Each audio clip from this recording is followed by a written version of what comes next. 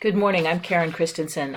This is a quick screen share of the presentation that I gave at the Western Massachusetts Transportation Forum yesterday, September 13th, 2019. It only took 5 minutes, so it's not going to take long right now. And here we go.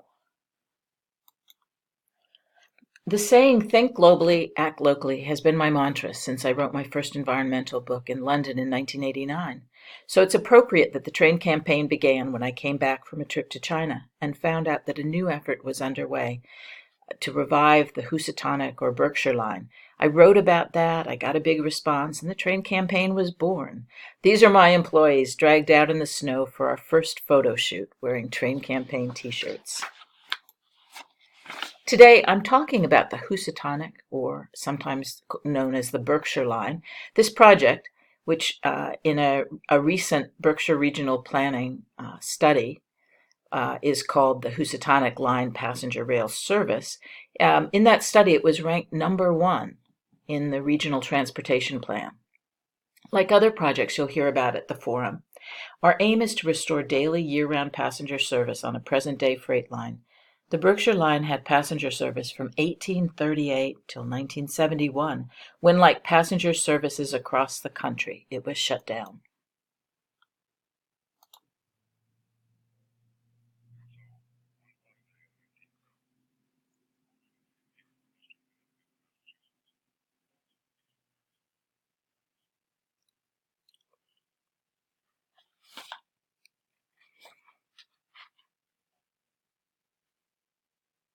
This 35-minute documentary was made on that last run in 1971.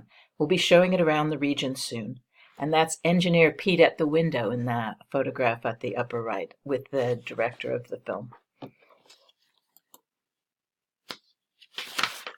This infographic presents a study that was done by a Williams College professor showing nearly $1 billion in economic boost to the Berkshires over 10 years from a revived Berkshire Line. A lot was happening then. With colleagues in Connecticut, our online petitions garnered nearly 10,000 signatures. There was much excitement.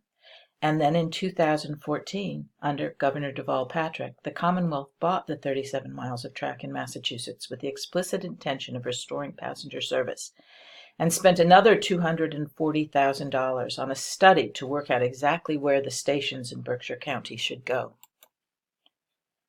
Then came a new governor and a new Department of Transportation with a lack of interest in rail and, we think, in a lack of interest in Western Massachusetts. But in spite of that, upgrades began in 2018. This photograph shows modern welded rail, 36-pound rail, waiting to be installed along the line. When this work is done, we will have tracks that can support passenger trains. It's $48 million of taxpayer spending, at the moment only benefiting the freight company. It needs to benefit citizens. And here we go. We also have the challenge of climate change in mind at the train campaign.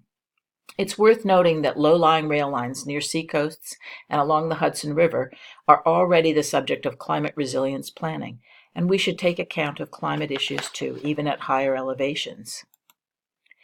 We have been amassing footage for a new film, thanks to some great volunteers. We'll be adding a vision for the future to the 1971 film. Here we are, interviewing Engineer Pete. People often say that out in Western Connecticut and Western Massachusetts we're marginalized. I would say that we're invisible.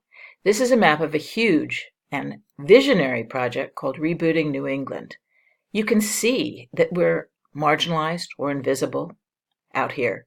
But think about what happens. Here we go. This is the new East-West study. Here's the Housatonic line. And here is what's called the Northern Tier line, another project that's getting a lot of attention. So we don't have to be invisible. We're not going to be marginalized. And in fact, the Rebooting New England folks have already added the Housatonic line to their map. The train campaign has been making Connecticut connections for years, and it's newly active, with developments underway in Danbury and New Milford. Just last week, a $1 million start on the reopening of one section of the line was announced, and Mayor Mark Boughton in Danbury has offered to host a Massachusetts-Connecticut summit there. We now call on our legislators to jump aboard and make this happen. Let's bring back the trains. The train campaign, to sum up, is the regional advocacy organization for Berkshire County and Litchfield County. Sharing a vision for passenger rail is the essential framework for efficient, sustainable transportation in the 21st century. Our mission is to foster a network of rail transportation options. Thanks for listening.